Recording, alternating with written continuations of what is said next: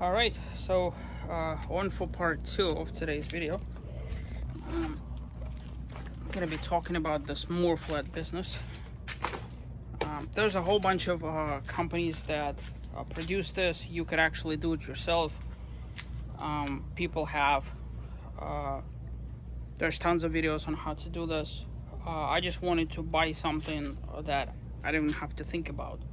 So I've mentioned in my prior videos that having a digital gauge is really important because it just makes things so much easier. Like the thing doesn't wobble all over the place, right? So the premise behind Morrflate and other companies like it is that they functionally allow you to inflate and deflate all of your tires all at once, making it really easy. So typically there's a inflate deflate system in place. In this particular case, you could see this being open. There's a lever to let the air in or out. There's the gauge. You don't have to have a gauge, but in this particular case there is a gauge. And there's hoses. This is made by a company called Flexzilla. They're famous for their hoses not having memory, because if you've ever had to wrestle with a garden hose, you know exactly what I'm talking about. And the way this works is you connect it to every tire, and there's a T in between on every side, and then right where the nipple is, it actually locks in place. This is just a standard tire, standard valve, nothing fancy about it. Same thing here. I've seen some people, I'm gonna walk around this way just to kind of demonstrate here. I've seen some people actually put the gauge up here in the back with the pump in the back, like here somewhere, and just run it in reverse. Right? It's the same difference, really. I ordered the longest kit they have for, well, actually I take that back. They have 3 different sizes. This is 155 inches, I believe.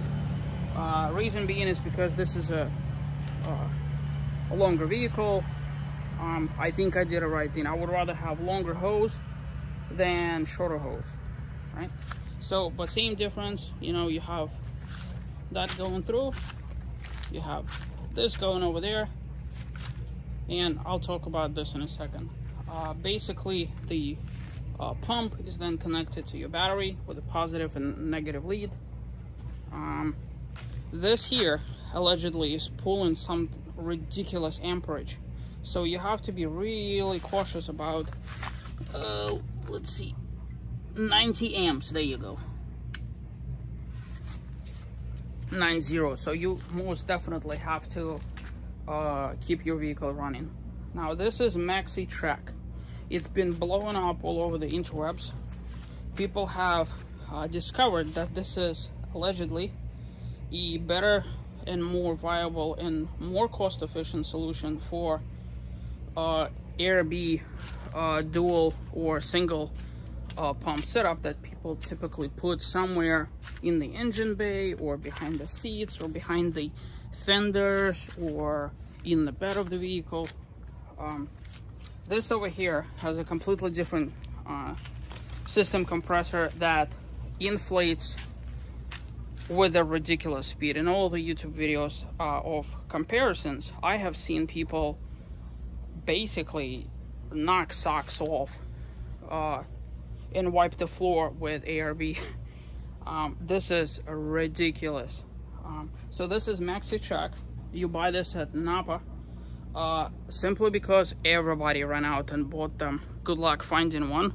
I had to order one, and because there were none, like in the whole southeast of US, there wasn't a single one, so I had to wait for mine. I don't know if it's to do with everybody ordering them all at once, or if it's to do with COVID shortages and stuff like that. But nevertheless, this thing could allegedly inflate 37-inch tires, don't quote me on that, in about like 3.5 minutes. All 4 tires, mind you. Typical dual air compressor ARB does it in like 20 something minutes by comparison. So this is ridiculous. And the way this works is you basically let this go and it will deflate all the tires at once. You put it back, you check the pressure, same, you know, same in reverse. Now, I wanted to talk about, and I'm not going to demonstrate, there's like a billion videos on YouTube of how all of this works. But if you do go with a setup, whether it's this company or a different company, if you are ordering from, I don't know, like I said, I don't know about other companies. I'm just talking about Morrflate specifically. At the checkout, they have an option to specify the hose that goes from here to whatever source you have, or you don't have to, you know, specify anything. But at the very least, out of like list of 25 or so, they give you an option of Smittybilt and ARB and a 1/4 inch typical chuck, and they have like, I was just like completely mind blown. I mean, Morrflate, my hat is off to you. That is so thoughtful of you as an organization to do that.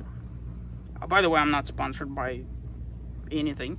I'm just kind of like really geeking out of the whole thing. So I think it cost about 23 bucks, but it's totally worth it. There's a hose that you could, without splicing anything, you know, there's people out there on the interrupts that have cut this hose and finagled and put new connectors in. I didn't want to deal with any of that stuff.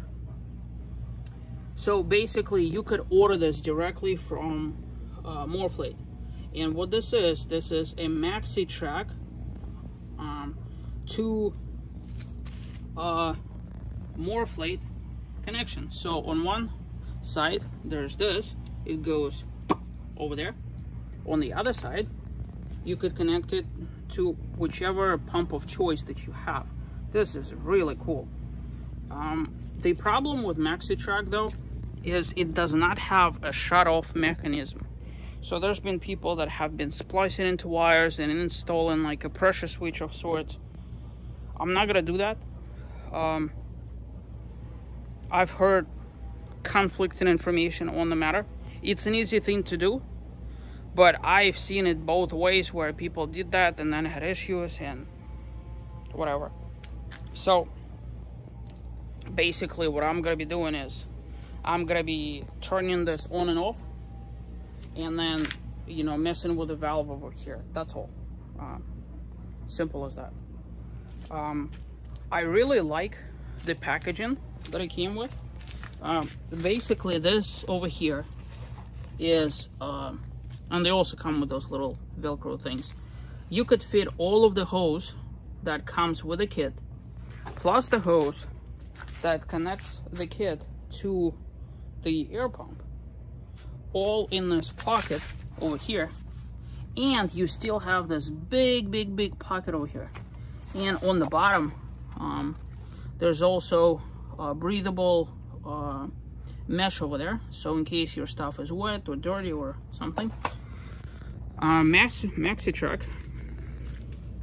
it is very heavy, by the way. It's a big one. So I've talked about this in my other video. You know, I have cogitated possibly permanently mounting this, but then if I do so, I'm gonna be running wires all the way from the battery all the way to the back somewhere. And if you've seen my other video, I have plans of putting a platform over here, having water systems over here, fuel, you know, gas cans out the freaking wazoo. Also, in a theoretical sense, if that's a big if, it's all in the abstract.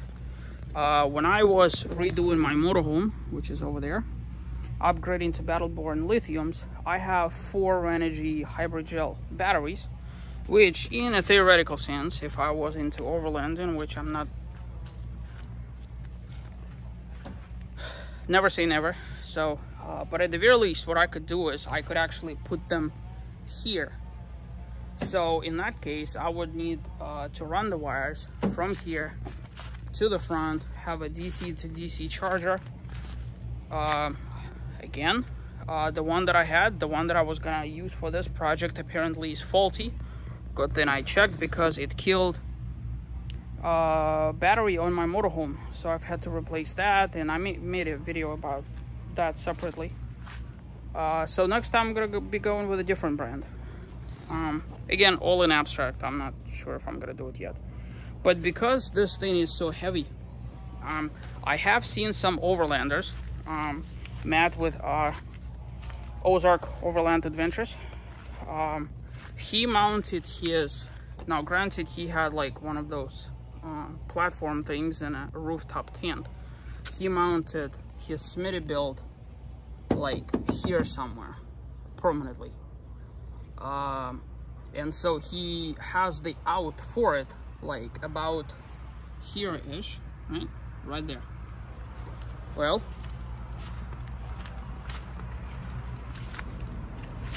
that is exactly this. I'm gonna give it a lot of thought. I don't know if I want to do it, to be honest with you, because I'm gonna have to run cabling, and then it's also going to mess with my platform. However, before I had this liner put in here, like this one over here that I got at Topper King here in Florida, I did see that the back of the bed has a hole, like with a plastic cover. So if I could remember where that hole is, theoretically speaking, I could run wiring through there without ever messing with the platform. So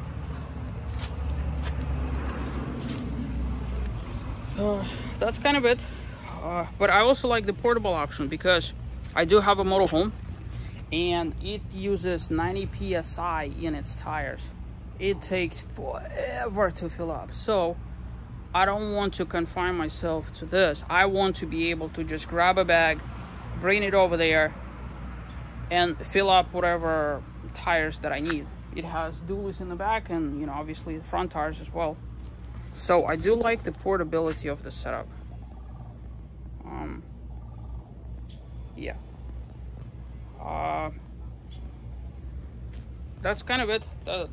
That's a quick little so you might be wondering, well, being the frugal guy that I am, and, you know, because I constantly finagle with projects, I have all the skills and the tools to actually do-it-yourself system like that. And I have seriously contemplated it. The reason why I didn't is because all the bits and pieces would have cost X amount of money. And I know from past experiences that this connection over here, this right here, this crimp, is better done at a factory level.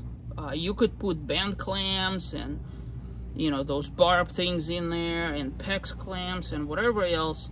But in my experience, if you're talking about pressurized systems, stock crimping, factory-made crimping, is so much more reliable. So having finagled with a completely different project, completely unrelated to this, I have just said, you know what, I'm not even gonna bother. The price point of Morrflate is actually very reasonable. I think the difference in cost between Morrflate and its competition, the other flate, whatever it's called, is slightly cheaper, but it's using the band clamps and other things. But the do-it-yourself version, you could probably save like 50% on the cost, but it's like a whole day project for you. So how valuable is your time, really? Oh, and then it doesn't come with a bag, so you have to also buy the bag, and then it doesn't come with the digital gauge, so you're gonna have to upgrade and find the digital gauge. So I was like, you know what, whatever.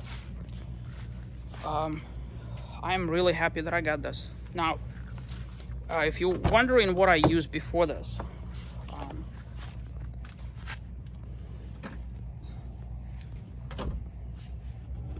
when I was in Moab, this is by a company called Grit. There's a whole bunch of products like it out there. There's one by ARB. I'm doing this one-handed. Apologize for the shake.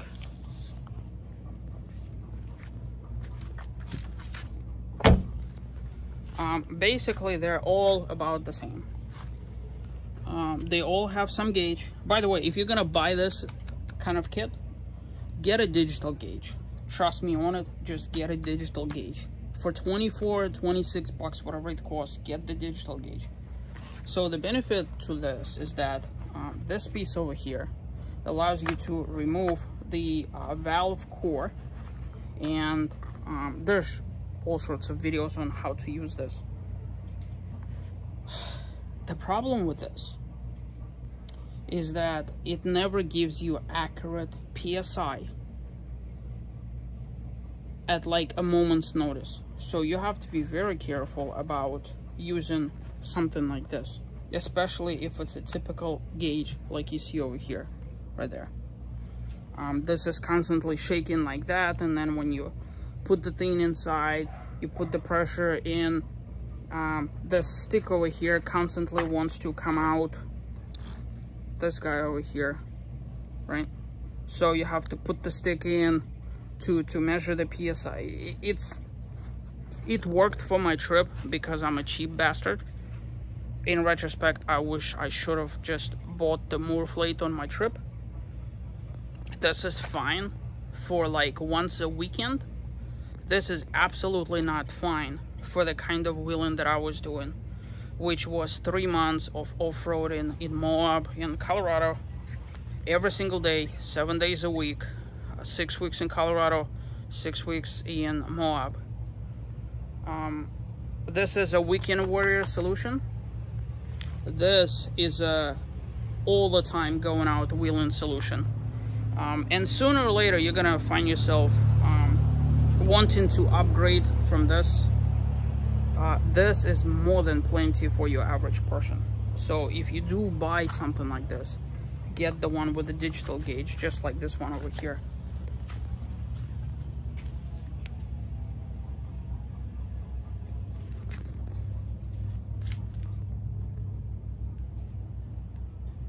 All right, well, the video is running long. I kind of got you a general idea and a feel for all of this. Now,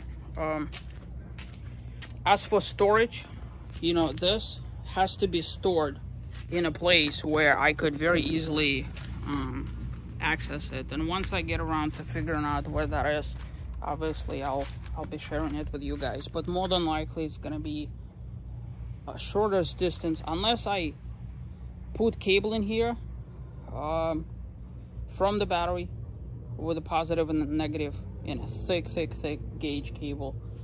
I would rather just be able to grab it and bring it shortest distance over there.